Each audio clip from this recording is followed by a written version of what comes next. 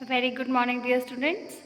So today I am going to explain you the third chapter of your English literature book, that is Galileo and the Light, and we are going to discuss this chapter in two parts. So this is the first part of the video, and we are going to cover this page in today's video. So let's start. Here is some warm-up section is given.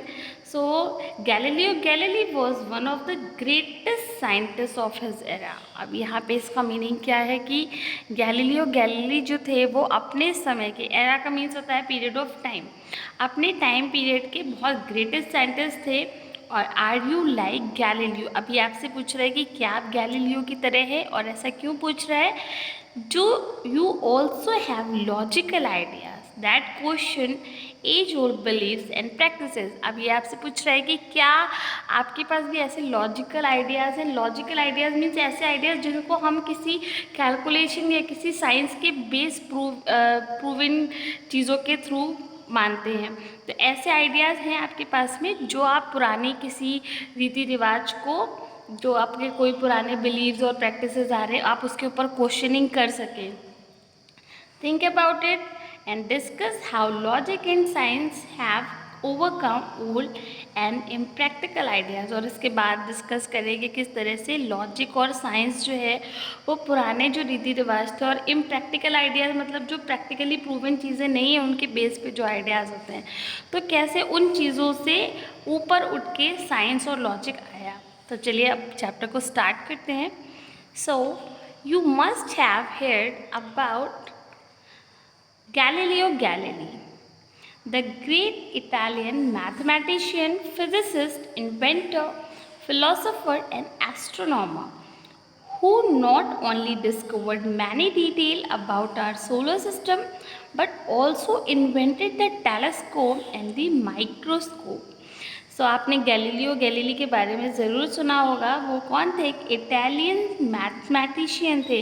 Mathematician का meaning क्या होता है? जो mathematics का ज्ञाता होता है, जिसको मैथमेटिक्स का बहुत नॉलेज होता है, जो मैथमेटिक्स के फील्ड में कुछ खोज करता है, वो होता है मैथमेटिशियन। और फिजिसिस्ट मतलब जो फिज़िक्स के फील्ड में जिसको बहुत डीप नॉलेज होता है, बहुत सारी प्रैक्टिसेस करता है फिज़िक्स की।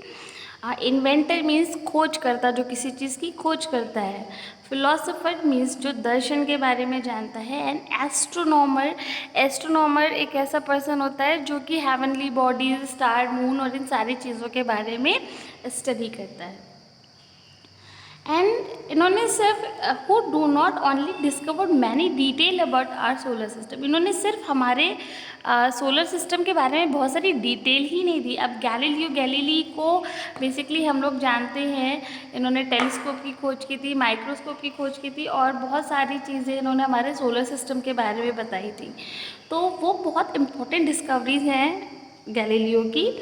तो उन्होंने सिर्फ हमें सोलर सिस्टम के बारे में नहीं बताया, उसके अलावा उन्होंने टेलीस्कोप और माइक्रोस्कोप को भी इन्वेंट किया, उन्होंने इन चीज़ों को बनाया। Galileo is most famous for discovering 4 largest moons of Jupiter. Galileo का जो सबसे इम्पोर्टेंट काम है, सबसे इम्पोर्टेंट डिस्कवरी है, वो क्या है? उन्होंने जुपिटर के सबसे जो बड़े 4 मून्स थे उनको डिस्कवर किया। अब जुपिटर के मून्स का मीनिंग क्या है? देखिए, जैसे अर्थ का अपना एक मून है, उसका नेचुरल सैटेलाइट है, वो मून जो हमें दिखता है स्काई में, ओके। बट जो जुपिटर है, अब एज यू नो कि Jupiter is the largest planet in our solar system, तो उस जुपिटर के 79 मून्स हैं, ओके। और जो गैलीलियो गैलीली थे, इन्होंने क्या किया था कि जुपिटर के जो सबसे बड़े 4 मून्स हैं उनके बारे में डिस्कवर किया था, उनके बारे में पता लगाया था, और इसी वजह से उन चारों मून को गैलीलियन मून्स भी बोला जाता है। उन मून्स को देखिए, यहाँ पे लिखा है ना, now known as Galilean moons. So he also discovered sun spot. Sun spot क्या? सन के ऊपर जो धब्बे हैं उनके बारे में भी उन्होंने डिस्कवर किया था। Many new stars and even name the mountains and the sea on our moon. और उन्होंने सिर्फ ऐसा नहीं था कि उन्होंने सिर्फ डिस्कवरी किया जुपिटर के स्टार्स, मून के बारे में, उसके बाद उन्होंने सन के जो स्पॉट्स हैं उनके बारे में भी डिस्कवरी किया, एंड देन बहुत सारे स्टार्स को खोजा, और उसके साथ साथ में उन्होंने मून पे, जो हमारा मून है उस पे बहुत सारे माउंटेन्स हैं, बहुत सारे सीज़ हैं, मतलब बहुत सारे पहाड़ हैं और बहुत सारे समुद्र हैं, बहुत सारे ओशंस हैं, तो उनके भी नाम रखे। But most importantly Galileo was one of the first scientists to openly support the Copernican idea that the sun was at the center of the solar system and that the earth revolved around the sun। अब देखिए यहाँ पे क्या किया इन्होंने, बहुत सारी तो डिस्कवरीज की, बहुत सारी चीज़ें खोजी, उसके साथ में इनका एक बहुत इम्पोर्टेंट वर्क क्या था, इन्होंने, ये पहले ऐसे साइंटिस्ट थे जिन्होंने कॉपरनिकस एक साइंटिस्ट थे जिन्होंने ये बताया था कि जो हमारा सोलर सिस्टम है उसमें सन एक जगह स्टेबल रहता है और सारे प्लैनेट्स उसके चारों तरफ रिवॉल्व करते हैं। अब आप लोग सोच रहे होंगे ये तो सबको पता है, इसमें कौन सी बड़ी बात है, बट ये चीज़ें पहले, इन चीज़ों को पहले ऐसा नहीं माना जाता था। पहले ये थॉट था कि जो सन है वो सारे प्लैनेट्स के अराउंड घूमता है और जो हमारा जो अर्थ है वो स्टेबल रहता है अपने प्लेस पे, और बाकी के प्लैनेट्स और सन अर्थ के चारों तरफ घूमता है। बट कॉपरनिकस ने ये चीज़ बताई कि जो सन है वो सेंटर पे रहता है हमारे सोलर सिस्टम के, और अर्थ उसके चारों तरफ घूमती है। अब देखिए यहाँ पे कंफ्यूज मत होइएगा, दो आइडियाज़ हैं। फर्स्ट आइडिया था कि जो पहले बहुत पुराने तरीके से लोग सोचते चले आते थे कि अर्थ अपनी जगह पे रुकी रहती है और बाकी प्लैनेट और सन उसके चारों तरफ चक्कर लगाते हैं, लेकिन कॉपरनिकस ने ये थ्योरी दी कि अर्थ अपनी जगह पे स्टेबल नहीं रहती है, सन अपनी जगह पे स्टेबल रहता है, वो हमारे सोलर सिस्टम में अपनी जगह पे स्थिर रहता है और बाकी के प्लैनेट्स उसके चारों तरफ चक्कर लगाते हैं। तो इस चीज़ को जब एक पुराना बिलीफ चला रहा था तो कॉपरनिकस की इस चीज़ को बहुत सारे लोगों ने डिनाई किया और उनके अगेंस्ट जाने की कोशिश करी, उनकी थ्योरीज़ को गलत प्रूव करने की कोशिश करी।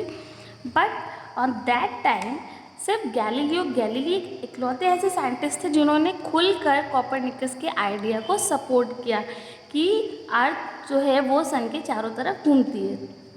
Galileo lived at a time when people believed that Earth was the center of the universe and everything, the sun, the planet and distant star, everything in the universe revolved around the earth। अब देखिए ये वही चीज़ है कि Galileo एक ऐसे time पे रहते, ऐसे टाइम के साइंटिस्ट थे जिस टाइम पे लोग ये सोचते थे कि अर्थ अपने सेंटर पे रहती है यूनिवर्स में और बाकी की सारी चीज़ें, सन, प्लैनेट्स और जो डिस्टेंट स्टार्स हैं, यहाँ पे डिस्टेंट स्टार का मतलब क्या है, जो बहुत दूर तक फैले हुए स्टार्स हैं, सारी चीज़ें अर्थ के चारों तरफ घूमती हैं। No one like the idea that we were just a tiny part of an infinite universe. और किसी को भी ये थॉट जो कॉपरनिकस ने दिया कि ये जो थॉट है कि अर्थ अपनी जगह पे नहीं रहती है, अर्थ चारों तरफ घूमती है सन के, इस आइडिया को किसी ने भी पसंद नहीं किया। That not only did the universe not revolve us but not did the sun और द अदर प्लैनेट। अब यहाँ पे इस चीज़ को इन लोगों ने प्रूव किया कि जो यूनिवर्स है ना तो वो हमारे चारों तरफ घूमता है और ना तो सन घूमता है, ना तो दूसरे प्लैनेट्स अर्थ के चारों तरफ घूमते हैं। Galileo's support for the Copernican theory got him into a lot of troubles। अब जो चीज़ें बहुत समय से लोग सोचते चले आ रहे हैं, सुनते चले आ रहे हैं, जब हम उनको चेंज करने की कोशिश करते हैं तो हमें बहुत सारे ट्रबल्स का सामना करना पड़ता है, बहुत सारी मुसीबतों का सामना करना पड़ता है। लोग हमारी बात पर विश्वास नहीं करते और वो उस चीज़ को, क्योंकि पहले जो चीज़ें थी वो किसी भी तरीके से प्रूवन नहीं थी। But he was persistence until it was proven to be true। पर वो अपनी बात पे अडिग रहे, वो अपनी बात पे अड़े रहे और जब तक उन्होंने इस चीज़ को प्रूवन तरीके से लोगों को प्रूव करके लोगों को सच्चाई नहीं बता दी। What is not so well known is that Galileo is credited with being the first scientist to try to measure the speed of light। अब यहाँ पे बहुत सारे लोग ये चीज़ नहीं जानते हैं कि गैलीलियो जो थे वो फर्स्ट साइंटिस्ट थे जिन्होंने लाइट की स्पीड को मेज़र करने की कोशिश करी थी। Until few hundred years ago कुछ 100 साल पहले it was assumed that the speed of light was infinite, when it is actually it just really really fast. बहुत समय पहले कुछ 100 साल पहले लोग जो थे वो ऐसा एज्यूम करते थे, ऐसा सोचते थे कि जो स्पीड है लाइट की, जो सन की लाइट हम तक पहुंचती है उसकी स्पीड इन्फिनिट है, मीन्स वो किसी भी स्पीड में हम तक पहुंचती है और उसको काउंट नहीं किया जा सकता है। आपको बताया था ना इन्फिनिट का मीनिंग क्या होता है, जिसको काउंट नहीं कर सकते, जिसकी कोई लिमिट नहीं होती। When it is actually it just really really fast, लेकिन ऐसा नहीं था, ये स्पीड अनकाउंटेबल नहीं थी, ये स्पीड बहुत बहुत ज़्यादा तेज़ थी। कितनी स्पीड थी इसकी देखिए, 299,792,458 मीटर्स पर सेकेंड। इतनी स्पीड में जो सन की लाइट है वो हम तक पहुंचती थी। तो ये एक मेज़रमेंट, जो पहले लोग सोचते थे कि सन की लाइट हम तक पहुंचती है वो एक इन्फिनिट है, उसको हम काउंट नहीं कर सकते, बट ऐसा नहीं था। गैलीलियो ने फर्स्ट ट्राई किया कि जो सन की लाइट होती है वो इन्फिनिट नहीं है, और उसके लिए उन्होंने एक एक्सपेरिमेंट किया। सो अभी ये हाफ चैप्टर है, we will discuss the rest of the half chapter in other part of the video. So read this chapter carefully, और अगर आपको कोई डाउट होता है तो प्लीज़ आप उसके बारे में मुझे इन्फॉर्म करें। Thank you.